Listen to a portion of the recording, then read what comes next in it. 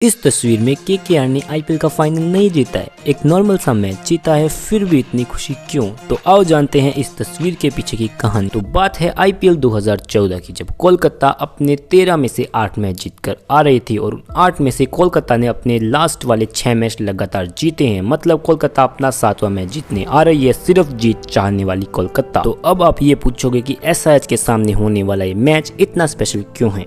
अब स्पेशल तो है क्योंकि कोलकाता ये मैच अगर हार जाती है तो वो नंबर 3 पर क्वालिफाई करेगी, और जीत भी जाती है तो भी नंबर 3 पर क्वालिफाई करेगी, क्योंकि सीएसके का जो रन रेट है वो कुछ ज़्यादा ही अच्छा है। कोलकाता इस साल किसी भी हालत में एलिमिनेशन वाला वो मैच खेलना नहीं चाहती, बल्कि वो चाहती है कि वो नंबर 2 पर क्वालिफाई करे और सीधा पहला सेमीफाइनल खेले। तो फिर क्या, ईडन गार्डन्स में टॉस जीतकर गौतम के नाइट राइडर्स फील्डिंग करने उतर गए, और बस इसी कोशिश में कि वो एसआरएच को जितने कम से कम हो सके स्कोर पर रोककर 15.2 ओवर में मैच जीतकर सीएसके के ऊपर वाली पोजीशन पर फिनिश कर सके। फिर क्या, मॉर्नी मोर्कल ने एसआरएच की तरफ से ओपनिंग करने आए डेविड वार्नर को आउट कर दिया, लेकिन फिर एसआरएच ने भी हार ना मानते हुए कोलकाता को जवाब देना शुरू किया, और एक तरफ से शिखर धवन और दूसरी तरफ से नमन ओझा ने बाउंड्री पर बाउंड्री लगाकर 6 ओवर में 49 रन बना दिए। लेकिन फिर रायन टेन ने 69 के स्कोर पर ओझा को और 89 के स्कोर पर शिखर धवन को रन आउट कर मैच को जीतने की कोशिश शुरू कर दी। लेकिन एसआरएच के captain Darren Sammy and Holder के बीच हुई पार्टनरशिप ने सनराइजर को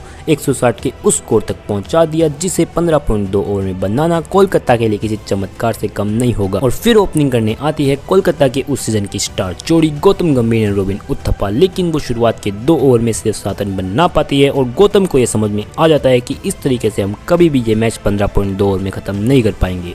तो गौतम गंभीर बाउंड्री लगाना शुरू करते हैं और दूसरी तरफ से उथप्पा सिंगल निकालते रहते हैं। केकेआर 5 ओवर में 43 पर पहुंच जाती है, लेकिन गौतम गंभीर आउट हो जाते हैं, जिसके बाद रॉबिन उथप्पा बाउंड्री लगाना शुरू करते हैं और उनकी मदद करने की कोशिश में मनीष पांडे आउट हो जाते हैं। फिर आते हैं यूसुफ पठान और उनकी पहली ही बॉल पर सनराइजर्स के फील्डर उनका कैच ड्रॉप कर देते हैं, और ये देखकर एसआरएच के कोच बिल्कुल भी खुश नहीं होते। लेकिन दूसरी तरफ से करण शर्मा पूरी तरीके से सेट उथप्पा को आउट कर देते हैं, और अगली ही बॉल पर रायन टेन भी रन आउट हो जाते हैं। मतलब कंगाली में आटा गीला। अब पूरे मैच का भार यूसुफ के कंधों पर आ चुका है।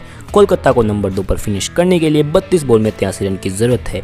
फिर यूसुफ बाउंड्री लगाना शुरू करते हैं और इतने बड़े बड़े और लंबे लंबे 6 और जबरदस्त चौकों की बारिश कर देते हैं कि सिर्फ 13 बॉल में 41 रन बना देते हैं। और दूसरी तरफ से शाकिब अल हसन आउट होकर कोलकाता की मुसीबत को बढ़ा देते हैं, और कोलकाता को अब 18 बॉल में 45 रन चाहिए। तभी यूसुफ पठान स्टेन गन को 12वीं ओवर की पहली बॉल पर चौका, और फिर दूसरी बॉल पर 6 और फिर एक और 6।